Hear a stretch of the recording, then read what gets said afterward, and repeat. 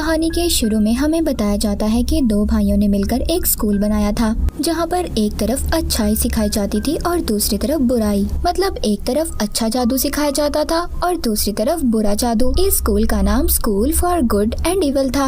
अब ये स्कूल जिन दो भाइयों का था वो आपस में अपने जादू से लड़ रहे थे, मगर यहाँ पर सिर्फ वो अपने जादू की प्रैक्टिस कर रहे थे। बाद में पता चलता है कि जो बुरे वाला भाई था, जिसके पास बुरा जादू था, वो असलियत में अपने अच्छे वाले भाई को नुकसान पहुंचाता है। ये वो जादू इस्तेमाल करता है जो नहीं करना चाहिए था। इसके पास खास किस्म का खून का जादू था, जिसका इस्तेमाल करके ये अपने भाई को बहुत नुकसान पहुंचाता है और इसी लड़ाई में अच्छे वाला भाई बुरे भाई को ऊंचाई से नीचे गिरा देता है। अब इसके बाद हमें 2 साल बाद का वक्त दिखाया जाता है, जहां इंसानी दुनिया में सोफी नाम की लड़की अपने डैड और सौतेली माँ के साथ रहती थी। सोफी बहुत ज्यादा खूबसूरत थी। वो परियों की दुनिया में जाना चाहती थी, जहां जाकर वो प्रिंसेस बनना चाहती थी। उधर ही एक और लड़की रहती थी जो सोफी की बहुत अच्छी दोस्त थी, मगर ये बिल्कुल प्यारी नहीं थी। इसके बाल चुड़ैलों जैसे थे, इसीलिए शहर के सब लोग इसको चुड़ैल बुलाते थे।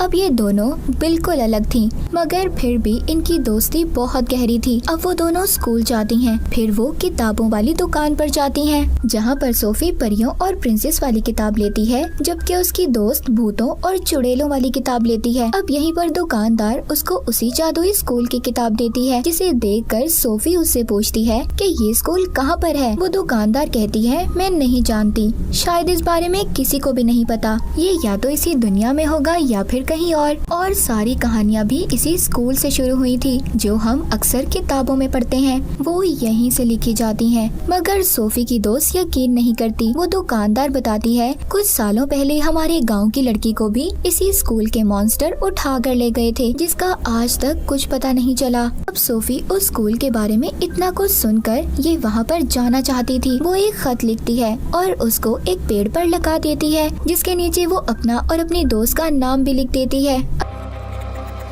अब ये इस बारे में अपनी दोस्त को भी बताती है, मगर सोफी की दोस्त उसको मना कर देती है। कहती है, सोफी तुम उधर जाकर क्या करोगी? मगर सोफी तो न जाने क्या सोच रही थी, वो उधर जाना चाहती थी। उसी दिन रात को सोफी उसी जगह पर आती है जहाँ पर उसने खत लिख कर लगाया था। उसका पीछा करते हुए उसकी दोस्त भी आ जाती है, मगर तभी उधर बहुत बड़ा मॉन्स्टर आकर सोफी को पकड़कर साथ ले जाता है। सोफी की दोस्त भी उसका पीछा कर रही थी, मगर तभी उधर बहुत बड़ा बाज आकर दोनों को पकड़कर ले जाता है। अब वो बाज सोफी को तो बुराई के स्कूल में और उसकी दोस्त को अच्छाई के स्कूल में छोड़ देता है। सोफी वहाँ के वुल्फ गार्ड से कहती है, मैं गलती से यहाँ पर आ गई हूँ और मुझे तो अच्छाई वाले स्कूल में जाना चाहिए था, मैं इतनी प्यारी भी हूँ। अब वो अंदर जाकर एक लेडी से शिकायत करती है, जो यहाँ की प्रिंसिपल थी। वो बताती है, हमारे बाज से कभी कोई गलती नहीं होती, जो जिस इंसान की जगह होती है उसको वहीं पर छोड़ता है। उधर सोफी की दोस्त अच्छाई वाले स्कूल में थी,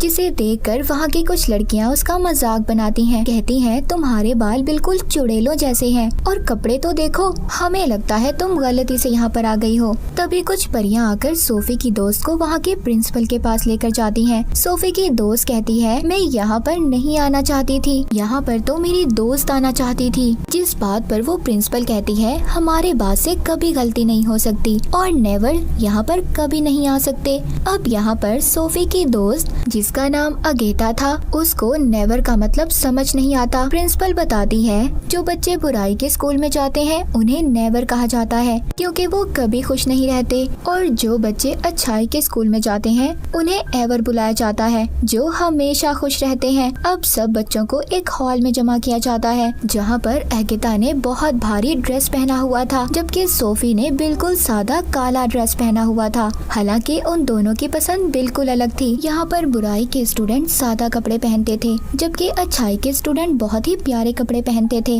अब यहाँ पर जो अच्छे स्टूडेंट थे वो जादू दिखाते हैं। उधर ही यहाँ का प्रिंस भी आ जाता है।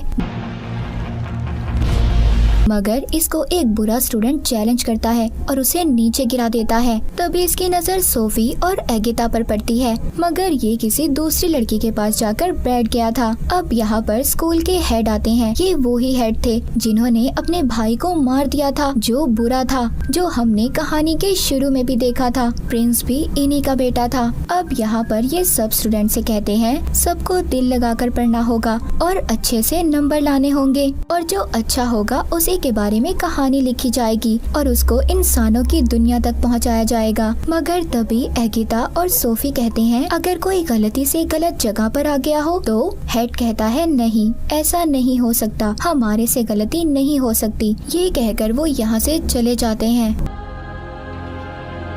अब रात को एगिता अपनी दोस्त सोफी से मिलने इवल यानी बुरे स्कूल में आ रही थी। वहाँ पर ये दोनों स्कूल के प्रिंसिपल्स को बातें करती हुई सुनती है। उनके जाने के बाद तभी उधर बुराई के स्कूल का हेड आ जाता है, जो कह रहा था कि सोफी अब मेरी है। ये वो ही था जिसने बुराई का स्कूल बनाया था और उसके पास खून का जादू भी था, जो हमने कहानी के शुरू में देखा था। अब ये कैसे जिंदा था? इसके भाई ने तो इसे मार दिया था। ये हमें कहानी में आगे जाकर पता चलेगा। एगिता जब उधर आ गई थी तभी वो देखती है उधर सोफी को उसके साथ लड़कियां तंग कर रही थी और उसके बाल काटने की भी कोशिश करती हैं। मगर इधर सोफी अब खुद को बचाती है और उल्टा उस लड़की के साथ बहुत बुरा सलूक करती है। सोफी उधर अपनी दोस्त एगिता को देखती है। ये दोनों मिलकर अब स्टोरियन के पास जाती हैं, मगर उधर कोई भी नहीं था। उस कमरे में सिर्फ एक किताब और जादुई पेन था। अब उधर ही अच्छाई के स्कूल के हेड आ जाते हैं। इनको कहते हैं कि तुमसे पहले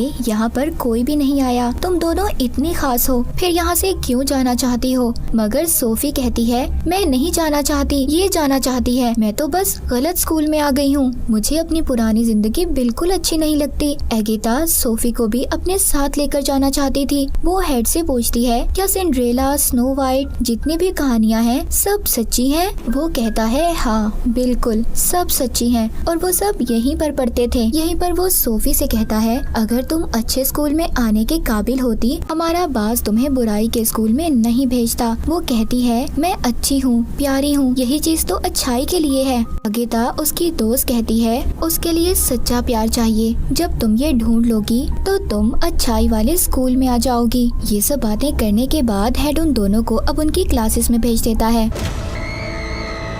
अब एगिता जब अपनी क्लास में थी तभी उसको लड़कियां कहती हैं अगर तुम टेस्ट में 3 बार फेल हो गई तो तुम्हें स्कूल से निकाल दिया जाएगा। वो खुश होकर कहती है क्या वाकई? वो कहती है निकालने का मतलब तुम्हें कोई मॉन्स्टर बना दिया जाएगा। जब टीचर आकर उसकी स्माइल हंसी का टेस्ट लेती है तो वो फेल हो जाती है। उधर सोफी का बदसूरती का टेस्ट हो रहा था जिसमें वो भी फेल हो जाती है। जब ये दोनों हॉल में मिलती हैं तो एगिता सोफी को राजा के बारे में बताती है, मगर उसका दिल तो यहाँ के प्रिंस पर आ गया था, जो हेड का बेटा था। सोफी अपनी दोस्त को एक खत देती है और कहती है ये मेरी तरफ से प्रिंस को दे देना। अब जब एगिता जंगल की क्लास के लिए जा रही थी तो उधर ये सोफी का खत प्रिंस को देकर चली जाती है। अब जंगल की क्लास में उनका टीचर उनको बहुत ही खूबसूरत फूल दिखाता है जो असल में बहुत खतरनाक थे। को स्केरक्रो भी दिखाता है जिसको खेतों में खड़ा किया जाता है इंसान जैसा पुतला बनाकर। वो बताते हैं ये रात में जिंदा हो जाता है। तभी उधर एक लड़के को फूल काट लेता है जिससे वो डरकर भाग गया था। ये लड़का तीसरी बार फेल हुआ था। जब एगिता उसका पीछा करती है तो देखती है उसके इर्द गिर्द तूफान का घेरा बन जाता है और वो गायब हो गया था, जिसे देखकर एगिता बहुत ज्यादा डर गई थी। उधर सोफी को भी क्लास में एक लड़की तंग कर रही थी और टीचर भी उसको नहीं रोकती क्योंकि ये बुराई का स्कूल था और इन्हें तो ये सब कुछ देखकर मजा आ रहा था। तभी वो लड़की अपने टैटू से छोटा सा ड्रैगन निकालती है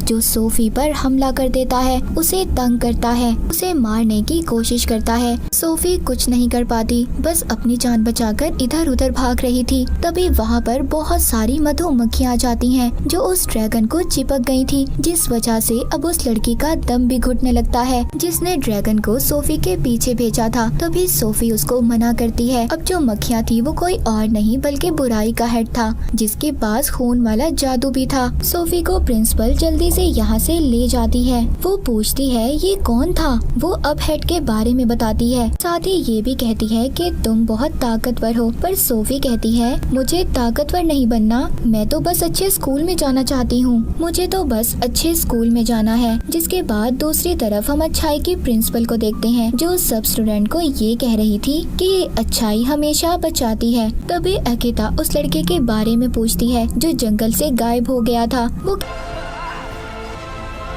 कहती है ये स्कूल का रूल है और ये कहकर वो उसे चुप करवा देती है। अब वो बताती है कि साथ ही नहर में एक मछली है जो सबकी ख्वाहिशों को पूरा करती है, तो आप सबको अपनी अपनी ख्वाहिश को उसे बताना होगा। जब अगिता की बारी आती है तो ये मांगती है जो लोग अपने घर जाना चाहते हैं वो आराम से जा सकें। तभी वो मछली एक लड़की में बदल जाती है। वो कहती है आज तक ऐसा किसी ने कुछ नहीं मांगा, तुमने बिल्कुल वही चाहा जो मैं चाहती थी, इसीलिए तुमने मुझे जादू से आजाद कर दिया। मुझ पर जो जादू टेस्ट में फेल होने की वजह से किया गया था। ये कहकर वो गायब हो जाती है। तभी उधर बास आता है जो अगिता और सोफी को यहाँ पर लाया था। जब अगिता के पास आता है तो ये समझ गई थी ये वो ही लड़का था जो जंगल में गायब हुआ था, उसको अब बास बना दिया गया था। तभी उधर प्रिंस आकर उसे तलवार से मार देता है, ये समझकर कि शायद ही अगिता को मारने वाला था। गुस्से में अगिता प्रिंस के मुंह पर मुक्का मारती है कि उसने बास को क्यों मारा।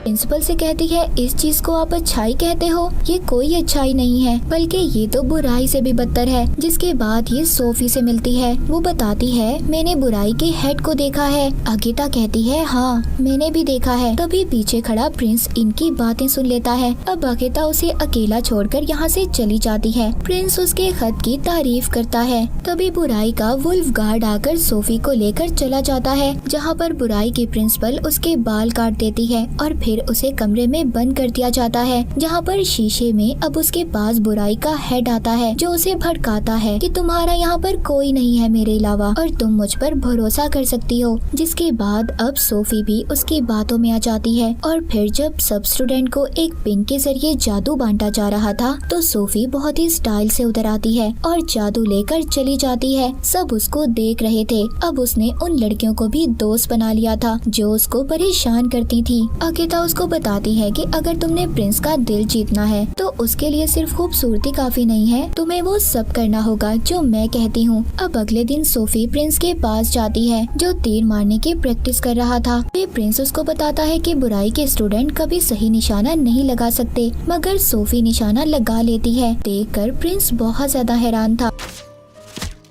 असल में वो निशाना अगिता के जादू की वजह से लगा था। अब प्रिंस सोफी को अपनी रानी बनाने के लिए चुन लेता है, मगर ये बात किसी को भी अच्छी नहीं लगती। अगिता कहती है जो सच्चा प्यार होता है वो कभी दूर नहीं होता। अब वहाँ पर एक मास्टर कहते हैं ठीक है, इस बात का पता तब चलेगा हम इन दोनों को जंगल में अलग अलग छोड़ देंगे। अगर इन दोनों ने एक दूसरे को ढूंढ लिया तो इनका प्यार सच्चा है, हम भी फिर इनको कभी अलग नहीं करेंगे। अब रात को इनको जंगल में छोड़ दिया जाता है, लेकिन सोफी को उस जंगल के बारे में कुछ भी नहीं पता था। वो उन्हीं खूबसूरत फूलों के पास चली जाती है जो उसे काटने लगते हैं। उसके डर से वो अब स्केरक्रो के पास पहुंच जाती है। रात को जिंदा हो जाता था। वो डर के मारे चिल्ला रही थी। तभी उधर अगिता अपने जादू से कबूतर बनकर अपनी दोस्त की मदद करने आ गई थी। तभी उधर उन्हें प्रिंस की आवाज आती है। अब अगिता खुद छुप जाती है और सोफी को उसके पास भेजती है, मगर उस स्केरक्रो की वजह से प्रिंस की जादुई तलवार नीचे गिर गई थी। स्केरक्रो उसे बहुत ज्यादा मार रहा था। अगिता सोफी को इशारा करती है कि तलवार उठाओ, प्रिंस को दो, मगर वो डर की वजह से कुछ नहीं करती। अब जब प्रिंस मरने वाला था, अगिता खुद आ जाती है और उसकी तलवार उठाकर उसे दे देती है जो स्केरक्रो को मार देता है। प्रिंस सोफी पर बहुत गुस्सा करता है कि उसने उसकी जान नहीं बचाई और यहाँ पर सोफी उल्टा अगिता पर नाराज हो रही थी। अब वो भी उसे छोड़कर चली जाती है। वापस आने पर अगिता की प्रिंसिपल उसको बहुत डांटती है। कहती है क्या तुम्हें अपनी दोस्त पर भरोसा है? वो कहती है नहीं, पर मेरा तो ये मानना है कि सब इंसान ही बुरे होते हैं। उधर सोफी बहुत ज्यादा गुस्से में थी। बुराई का हेड उसको शीशे में उसकी दोस्त दिखाता है तो ये कह रही थी कि सोफी बुरी है, लेकिन वो उसको पूरी बात नहीं दिखाता, जिससे सोफी को अब बहुत गुस्सा आता है और अब वो बुराई के हेड के बस में थी। वो उसको खून वाला जादू भी दे देता है जो सबसे ज्यादा खतरनाक था। जब प्रिंसिपल उसके पास आती है तो ये उन्हें भी सुना देती है। यहाँ पर हमें पता चलता है कि जो बुराई के स्कूल की प्रिंसिपल थी वो ही लड़की थी जो सोफी के शहर से 20 साल पहले गायब हुई थी। उधर अच्छाई के स्कूल में प्रिंस अब आगेता को अपनी रानी चुन लेता है। तभी इधर सोफी आती है जो अब चुड़ैल बन चुकी थी। उसका चेहरा भी खौफनाक हो गया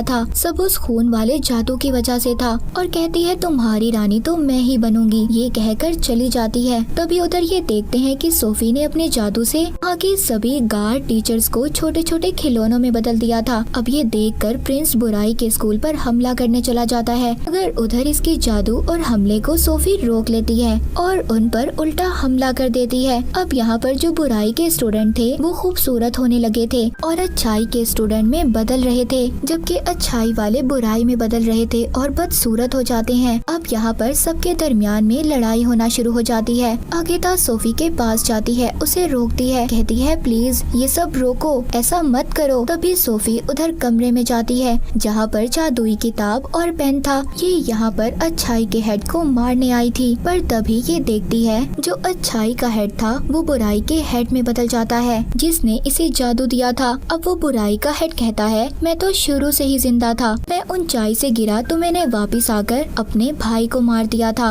और उसकी जगह ले ली थी, जैसे हमें कहानी के शुरू में दिखाया गया था। अब वहाँ पर ये सोफी को जैसे ही अपने काबू में करता है उधर सब कुछ तबाह होने लगता है। सोफी उसे कहती है इसे रोको, मैं ऐसा नहीं चाहती थी, मैं सबको मारना नहीं चाहती थी। तभी उधर आगेता आ जाती है। इस पर वो बुराई का हेड कहता है ये अब मेरी है, तुम इसको कहीं नहीं ले जा सकती। वो कहती है मेरे होते हुए तुम मेरी दोस्त को कुछ नहीं कर सकते। तभी बुराई का हेड उस पर जादुई पेन से हमला करता है, पर उसके आगे सोफी आ गई थी जो पेन उसे लग जाता है। अब क्योंकि सोफी और बुराई के हेड का जादू एक ही था, जैसे ही वो पेन सोफी को लगता है वो जख्मी हो जाती है और उनका जादू अलग हो जाता है। अब वहाँ पर प्रिंस भी आकर उसे मारने लगता है, मगर वो उल्टा उस पर हमला कर देता है जिससे प्रिंस भी दूर जाकर गिरता है। मगर सोफी अपने जादू से उसकी तलवार उसकी तरफ कर रही थी, जिसको अब कूद कर आगेता पकड़ लेती है और बुराई के हेड को मार देती है। अब सोफी भी मर गई थी, जिसे आगेता देखकर बहुत रोती है, लेकिन जब उसके आंसू उसके जख्म पर गिरते हैं तो वो दोबारा जिंदा हो जाती है, जिसे देखकर वो बहुत खुश होती है। अब इसके बाद वहाँ पर अच्छाई और बुराई दोनों के लोग मिल जाते हैं। वो सब एक दूसरे के साथ हंसी खुशी रहने लगे थे। तभी वहाँ पर जादू से एक रास्ता खुलता है जो उनके घर का रास्ता था। आगेता कहती है कि तुम सोफी प्रिंस के पास रुको, मैं घर जा रही हूँ, मगर वो कहती है नहीं, हम दोनों इकट्ठे जाएंगे। अब ये दोनों वापिस से अपनी दुनिया में आ गई थी और दोबारा से पुराने जैसी जिंदगी जीने लगती हैं, मगर अब इनके पास जादू था। एक दिन प्रिंस का तीर इंसानी दुनिया में आकर एक पेड़ पर लगता है, जिससे आवाज आती है आगेता मुझे तुम्हारी जरूरत है। और इसी के साथ ये मूवी यहीं पर खत्म हो जाती है।